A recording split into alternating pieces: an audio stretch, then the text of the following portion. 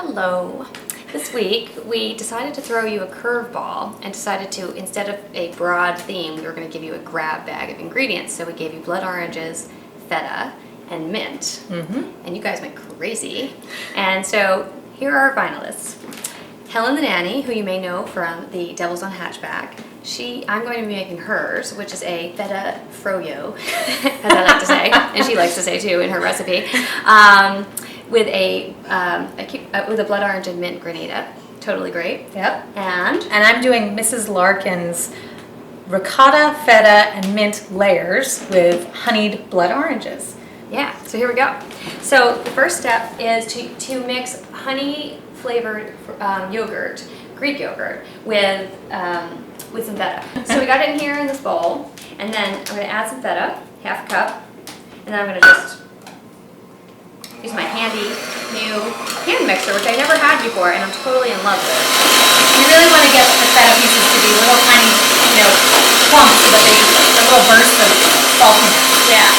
Okay, great.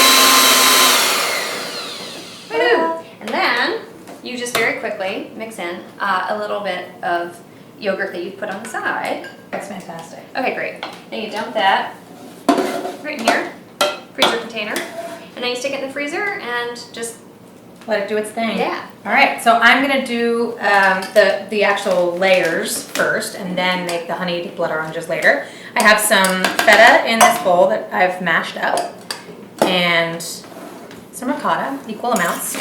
So these are blended together, and I've tried to oil this nonstick mini loaf pan, but as Amanda and I have noted, trying to oil a nonstick pan is a little bit like trying to chase your own tail. It doesn't really work. So there's a little bit of olive oil in there. And you're gonna want to use about 1/3 of this mixture and spread it out so that it covers the bottom. Just gonna take some fresh mint leaves and arrange a little layer of them. You probably just need 3 or 4 per layer. Yeah. And then you do a little drizzle of olive oil and a little sprinkle of sea salt. And then you just repeat twice more with 2 more layers. And on the last layer, you don't put mint on the top. You just finish with cheese with a little olive oil and salt.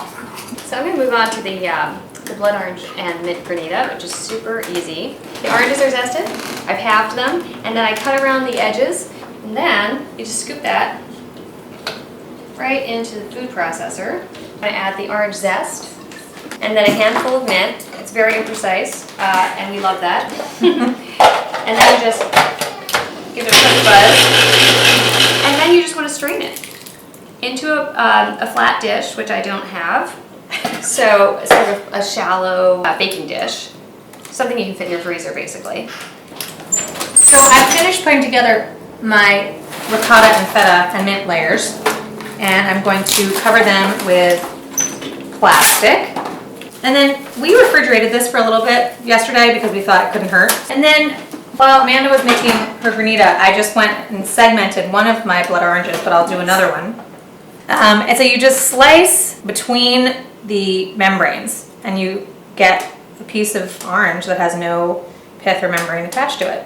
Then once you have all your segments from 2 oranges, and try and cut them in half because you want them a little bit smaller. I'm gonna plop them into this bowl, trying to get as much of the juice as possible, and I'm gonna squeeze.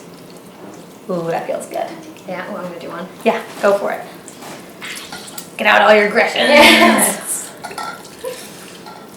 So Mrs. Larkin recommends buckwheat honey, which we did yesterday and we really liked. Yeah. It's a strong flavor though, so if you're a little bit hesitant, you can always use just whatever honey you have lying around. We thought we'd try it with wildflower honey today just to see what it was like. Also, she calls for 4 tablespoons. We found that 2 was good.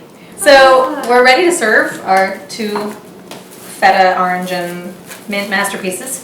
I'm gonna take the plastic off of this mold and pray. Is it coming? Harder! Faster! All right.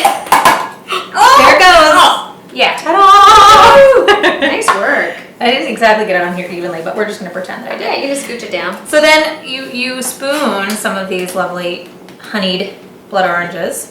And then the last little touch is to just take a few wilted fresh mint leaves that have been sitting on the counter for a while and just put them over the top. So the froyo, it gets quite hard in the freezer, so you want to leave it out for a little bit before you want to serve it. So you spoon a little of the frozen yogurt here, and then here's the granita.